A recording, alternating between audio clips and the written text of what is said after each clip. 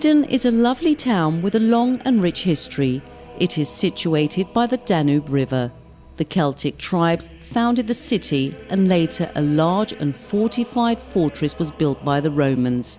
Vidin's importance rose during the powerful Second Bulgarian Empire, when it was a major centre for the Bulgarians.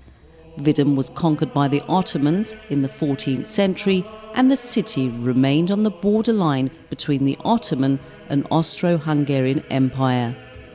There are a lot of marvellous historical monuments in Vidin. The medieval fortress Baba Vida, the enormous Orthodox church, the historical mosque and the synagogue. In ancient times, many Jews lived in Vidin. The synagogue was built in 1894 with donations by the Jewish community in the Kingdom of Bulgaria. Vidin synagogue is the second largest after the synagogue in Sofia, but the most beautiful. In one of these particular Jewish families from Vidin, in 1885, was born Julius Mordecai Pinkas, who later accepted the artistic pseudonym Jules Pascin and became one of the greatest 20th century painters.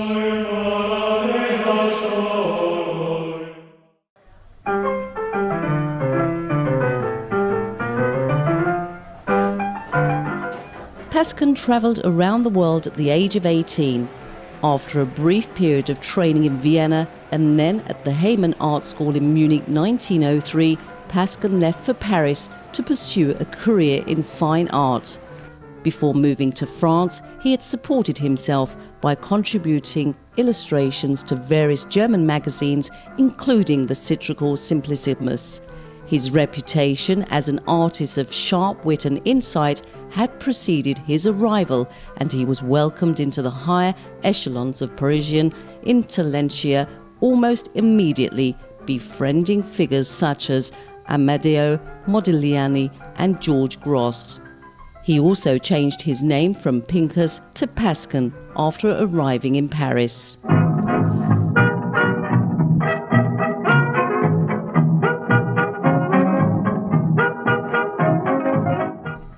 Within weeks, Pascin became a symbol of Montparnasse's Bohemian lifestyle, a familiar face at the district's many cafes and bars.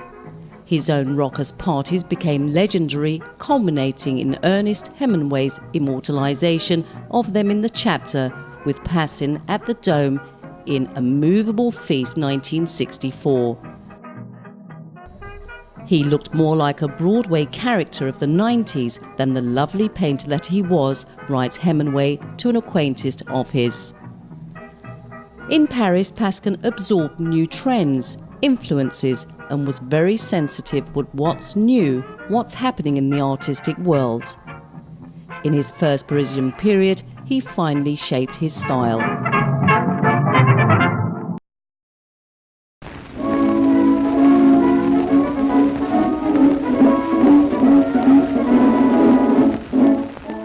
In order to escape conscription into the Bulgarian army at the start of World War I, the artist fled to America, where he remained for the entirety of its duration. They may be well, that's all very well, with all their fancy clothes. When he appeared on the New York art scene, he was already known there. In 1913, a huge exhibition was organized, featuring for the first time in American modern European artists. It involved works of Picasso, Manet, Monet and Gauguin, Van Gogh and Pascin. From there began the rise of his popularity in America, and there appeared also his first collector, who was to support him for many years afterwards. Jules Pascin had a huge impact with his work on many American artists. At this time, even in New York, the art scene was pretty conservative and art was too realistic. The emergence of modern European painting changed the artistic landscape, and Pascin, who stayed to live there, had many followers. This has been recorded in all major encyclopedias of modern American art. During his time overseas, Pascin travelled extensively, often visiting the Caribbean islands and the southern states of America to sketch. In 1920, Pascin returned to France, where he was regarded as one of the main names of the Paris school, along with the Soutine, Chagalls and Modigliani. His second Paris period is associated with some of his most mature works.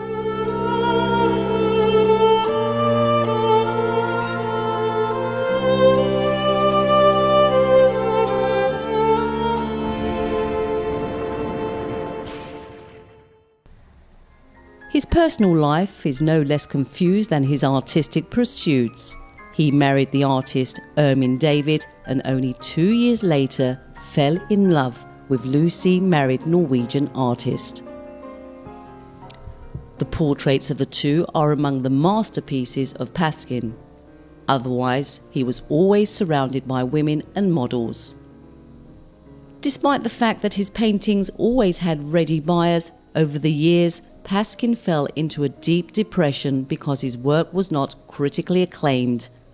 After a spate of unfavourable reviews of his exhibition at New York's Nidler Galleries, he committed suicide on June 5, 1930.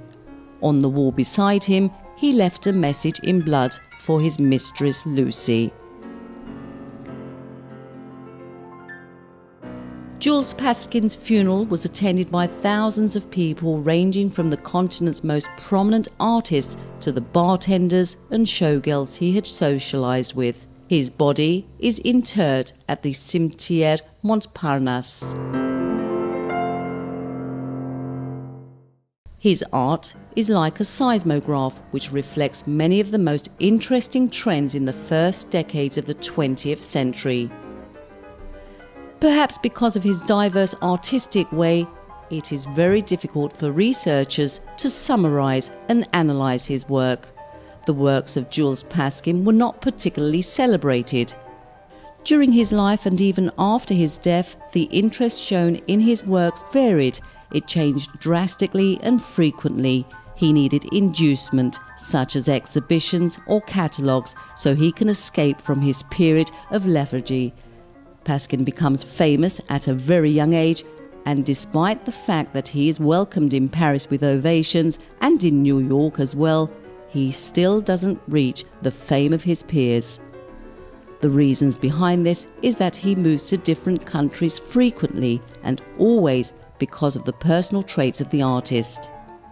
He is forced a couple of times in his very short life to start everything from the beginning to cope with a new, though always a friendly one, environment. He puts a lot of effort to prove himself and to establish new circles of gallery artists and collectors.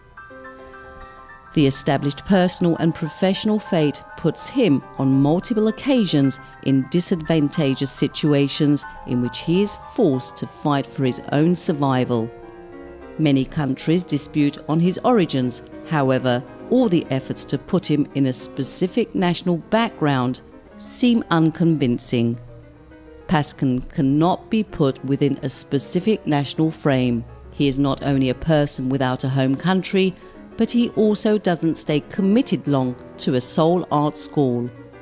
In the portrait of the art from the beginning of the 20th century, Jules Pascin is the painter who doesn't stay in one place. He travels around cities, countries and art centres without belonging to any of them in particular, as if he is mostly committed to the waves of the time. He has never hid where he came from. Quite the contrary, he has always outlined it. He always said, "I am a Bulgarian Jew from the town of Vidin." Indeed, his critics connect his early works with the specific atmosphere of Vidin. His first paintings bear the dramatic scars of this in his own exotic world. Bulgaria honours the memory and the work of the genius painter. In the town of Vidin, a memorial statue of Pascin is inaugurated. Without any doubt, there isn't a more immortal monument for an artist rather than his own paintings. It is wonderful that Leventis Gallery in Nicosia owns two of the Pascin paintings. This night in Nicosia is another reminder of the fate and the masterpieces of this genius painter.